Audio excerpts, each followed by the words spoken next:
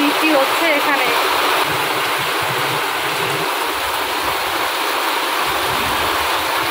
নমস্কার বন্ধুরা, সবাইকে জানাই শুভ সকাল। সবার দিনটা খুব ভালো কাটুক, তার সঙ্গে আমাদের দিনটাও যেন একটু ভালো কাটে। আমি এখন শাড়ি পরেছি, মাথাটা শুধু আঁচড়াতে বাকি আছে।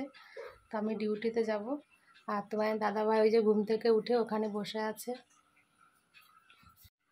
এই দেখো। তোমাদের দাদাভাইয়ের দেখো মুখ ফুলে আবার কি হয়েছে, এই দেখো মুখটা কত বড় হয়ে গেছে, চোখ সব ফুলেছে, নাক মুখ সব, পাও ফুলেছে, এই যে আবার সব কিছু ফুলে গেছে আগের মতন।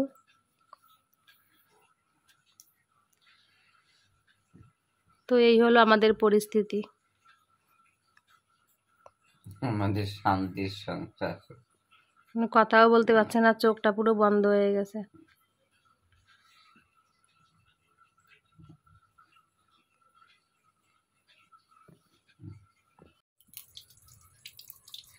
আর এদিকে আমাদের তো এখানে জল এখনো পর্যন্ত কমেনি, মানে কি বলবো তোমাদের। আর ঘর থেকে রাস্তায় এখন আর বেরাতে ইচ্ছা করে না, প্রচুর জল রাস্তায়।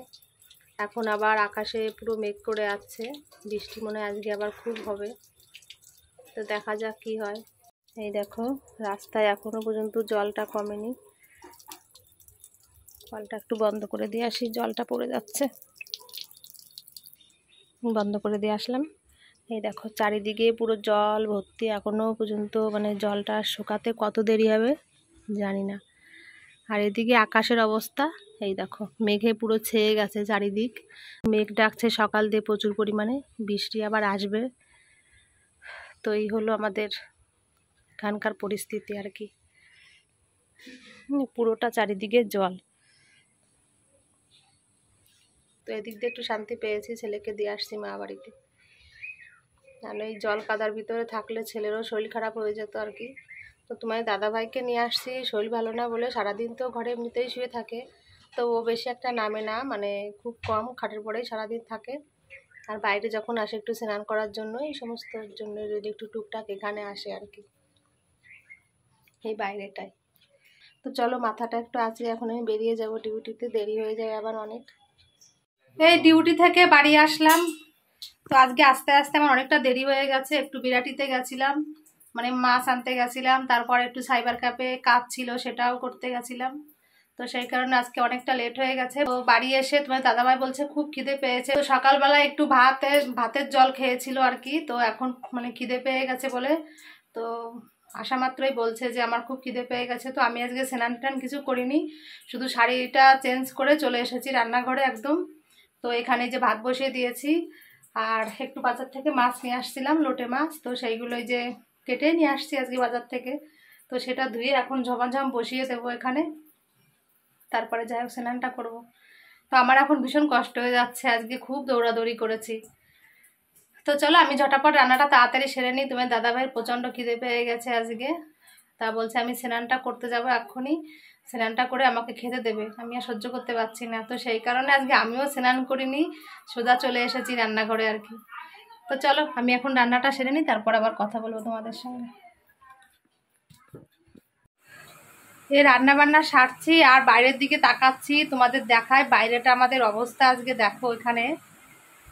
তো আমরা ভীষণ বিপদের মধ্যেই আছি এখানে আর কি। এই দেখো দেখো দেখো, জল তো শুকায়নি রাস্তায়, পুরো জল, আবার অন্ধকার হয়ে আসছে কিভাবে, পুরো দেখো মেঘও ডাকছে, ভীষণ জোরে জোরে মেঘ ডাকছে। তো আবার এই যে বৃষ্টিও পড়া শুরু করে দিল, এই দেখো। তো আমাদের এখানে জল শুকাবে কি করে, জল শুকানোর কোনো পরিস্থিতি দেখছি না।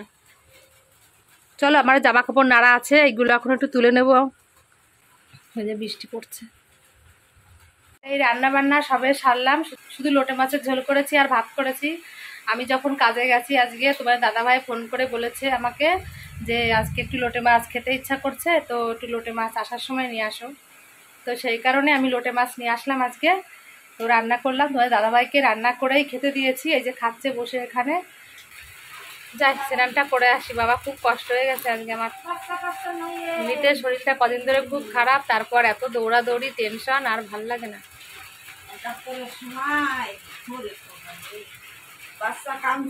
বাইরে গেছি এসেছি পুরো বৃষ্টিতে ভিজে গেছি। আর এখানের কি অবস্থা, বাবারে বাবা, দেখো কিভাবে বৃষ্টি হচ্ছে এখানে। ভগবান, কি যে করবো, আর এই জল আর শুকাবে না। পরিস্থিতি আমাদের এখানে, কিভাবে বৃষ্টি পড়ছে।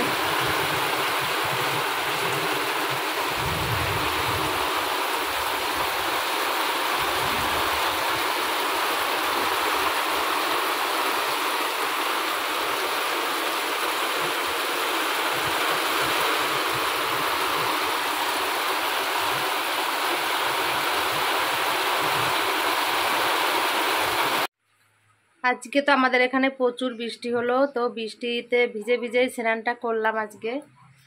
তো স্নান করে একদম খাওয়া দাওয়া করে তারপর তোমাদের সামনে আবার এসেছি। তো এসে একটু বসলাম আর কি। আর এখন তোমাদের দাদাভাইয়ের মুখ, পা হাত পা তো সব ফুলেছে, পায়েও এখন যন্ত্রণা করছে ভীষণ পরিমাণে। সকাল থেকে নাকি যন্ত্রণা করেছিল। আর এই যে কালকে ব্লাড টেস্ট করেছিলাম, তো ব্লাড টেস্টের রিপোর্টও দিয়ে গেছে। তো এই দেখো সেই রিপোর্ট তোমাদের দেখাচ্ছি। মানে কিডনি পরীক্ষা করেছিলাম, এই যে পা হাত পা ফুলছে, তো সেই কারণে ভাবছি যে কিডনিটা পরীক্ষা করে দেখি, আর হিমোগ্লোবিন কত আছে সেটা পরীক্ষা করে দেখি। তো আমাদের বাড়ির পাশে একটা ছেলে আছে, ও খুব ভালো পরীক্ষা করে, মানে ও কাজ করে আর কি একটা ল্যাবে। তো সেখান ওই ব্লাডটা এসে সকালবেলা, কালকে সকালে এসে নিয়ে গেছে ব্লাডটা। তো তারপর এখন রিপোর্টটা দিল আর কি। তো রিপোর্টটা দেখে খুব খারাপ লাগছে, মানে ওই কারণে খুব কষ্টে আছি এখন, যে কি করব কিছুই বুঝতে পারছি না। তো তোমাদের দেখাই, দেখো রিপোর্টটা।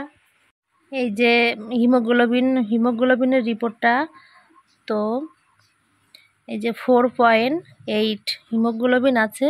তো তোমরা দেখলে তো 4.8 আছে হিমোগ্লোবিন।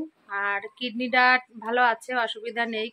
অনেকে তোমরা বলছো যে কিডনিতে সমস্যা হলে নাকি হাত পা ফুলে, কিন্তু না, কিডনির জন্য হাত পা ফুলছে না। মেন হলো ওর হিমোগ্লোবিন নেই, একদম 4.8 আছে হিমোগ্লোবিন, সেই কারণেই হাত পা এরকম ফুলে গেছে, মুখ। তো ইমিডিয়েটলি ওকে এখন হসপিটালে ভর্তি করতেই হবে। কিন্তু আমাদের এখানে প্রচুর পরিমাণে জল হয়েছে, তো জল হওয়া যেমন তেমন, কিন্তু এখন আমি পিজিতে ভর্তি করার সিদ্ধান্ত নিয়েছি, কিন্তু সেরকম লোক পাচ্ছি না। পিজিতে ভর্তি করব কি করে? সত্যি কথা বলতে কি, আমার এখানে কেউ নেই যে কেউ আমাকে একটু হেল্প করবে, করে পিজিতে নিয়ে যাবে, সেরকম কোনো লোক আমার এখানে নেই। আমার বাবার বাড়ি মানে যারা আছে সবই অনেক দূরে, সে বনগাঁ থেকেও আরও অনেক দূরে আমাদের বাড়ি।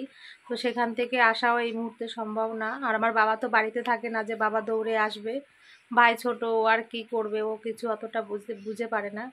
তো আমি এখন খুব বিপদের মধ্যে আছি, যে 4.8 আছে, ওই কারণে মাথা ঘুরে পড়ে যাচ্ছে। তো আমাকে এখন ইমিডিয়েটলি হসপিটালে ভর্তি করার ব্যবস্থা নিতে হবে। তো চেষ্টা করছি হসপিটালে নিয়ে যাওয়ার জন্য, দেখি কতদূর কি করতে পারি। খুব চেষ্টায় আছি যে হসপিটালে তোমার দাদাভাইকে ভর্তি করে দেব। ব্লাড দিতে হবে আবারও, ব্লাড না দিলে পরে মানে সুস্থ হবে না কিছুতেই। তো দেখি, আমি খুব চেষ্টায় আছি যে তাড়াতাড়ি পিজিতে, খুব তাড়াতাড়ি আমি নিয়ে যাব। তো লোক না থাকলে মানে খুব অসুবিধা হয়। তো আমার সেই অবস্থায় আছি আমি এখন, একটা লোক আমার পাশে নেই যে তোমার দাদাভাইকে আমার পাশে থেকে কেউ একটু নিয়ে যাবে, কেউ সেরকম নেই আমার। কি বলবো আর, মানুষ বলে না বিপদের সময় কেউ পাশে থাকে না, এটাই হলো কথা। তো চলো দেখি, আমি একটু দাদাভাইয়ের পায়ে হাতে এখন একটু তেল মালিশ করে দেব, কারণ কি পাটাও খুব যন্ত্রণা করছে নাকি। তো তেলটা মালিশ করে দিয়ে, আমার আবার চোখটা ভেঙে যাচ্ছে, মানে এত কষ্ট হচ্ছে। এখন বসে বসে একটু তেলটা মালিশ করে দিই, পায়ে একটু ম্যাসাজ করে দিই, দেখি একটু আরাম বোধ পাই নাকি।